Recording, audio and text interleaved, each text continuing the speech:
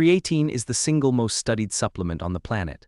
Over 1,000 trials, decades of data, and here's the strange part. The two things most people actually buy it for, building muscle and boosting the brain, are the two things the evidence is least sure about. Meanwhile, the thing it genuinely does is something quieter, so let's sort it out. Wait, people buy it for muscle and that's the shaky part? Then what does it actually do? That's exactly what we're going to sort. Here's the plan. 6 claims, one at a time. Does it make you stronger? Does it build muscle? Is it just for young gym goers? Does it hurt your kidneys? Does it make you smarter? And is it even safe? We'll rate each one from strong evidence to weak to none. No hype in either direction. Okay, start with the strongest. Does creatine actually work at all? Here it's on the firmest ground. For strength and short, high-intensity effort, lifting weights, repeated sprints, multiple independent reviews land in the same place. Take resistance training, add creatine, and people get measurably stronger than the same training with a placebo. The effect is modest, not magic, but it's consistent across populations, doses, and protocols. On this one, the evidence clearly shows a real benefit. So that means it builds muscle, right? That's the whole point. This is where you have to read carefully. Yes, the scale goes up. Pooled trials show about 1.4 kilos of extra lean mass, but here's the twist. When researchers actually image the muscle, the real fiber growth is tiny. So where does the weight come from? Mostly water. Creatine pulls water into your muscle cells. That fast jump in the first weeks is largely water, not new muscle. Over time it does help you build more, but indirectly. By letting you train harder, the headline says builds muscle. The mechanism says mostly water plus better workouts. So the muscle is basically fake. No, not fake, just misunderstood.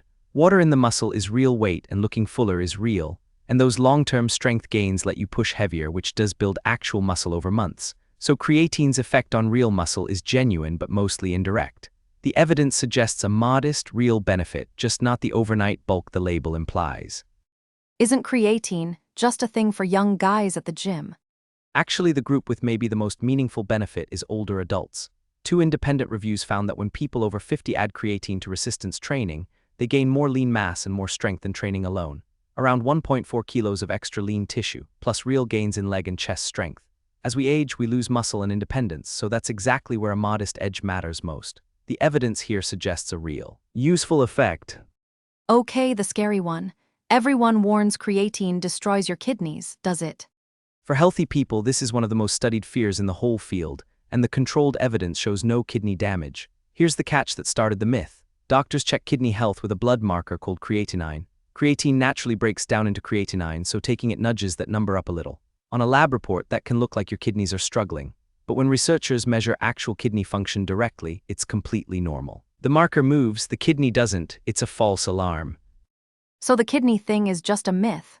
For healthy kidneys, essentially yes. But here's the honest limit. Almost every safety study excluded people who already have kidney disease and pregnant women. So for those groups, there's simply no good evidence either way, and that's a real gap, not a green light. If that's you, this is a doctor question, not a YouTube one. Now the big trend. Everyone says creatine makes you smarter. Is that real?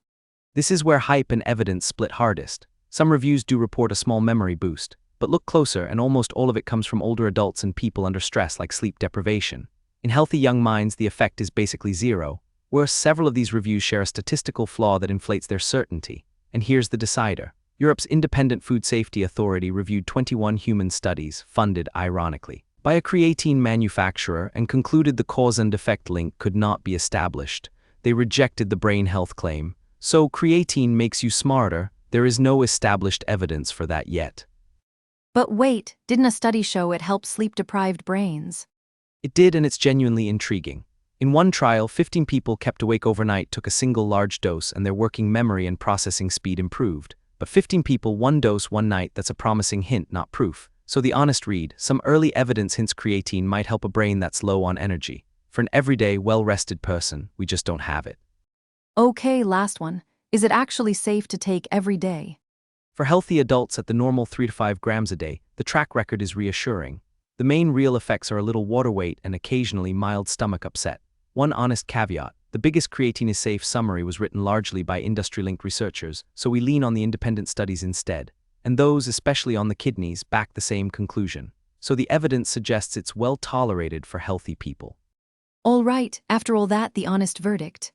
Creatine is a rare supplement that mostly lives up to a narrow version of its reputation. What it clearly does makes you stronger and helps you train harder, especially as you age. What it does less than advertised, build muscle directly. Most of that early bump is water. What it probably doesn't do, at least not yet proven, make a healthy young brain smarter. It's not magic, but for strength, it's one of the few supplements the evidence actually stands behind. So what do you actually do? If you want the benefit the evidence supports, strength and better training, a small daily dose around 3 to 5 grams is the amount studies use. Take it for performance, not for your IQ. If your kidneys are healthy, the damage fear isn't supported. But if you have kidney disease or you're pregnant, ask a doctor first. That's the honest bottom line. No hype, no fear, just the evidence. And like our trickiest topics, this one went through an independent research board that checked every source and who funded it. Next time on Analysis, coffee. Is your daily cup helping you or hurting you? Subscribe so you don't miss it.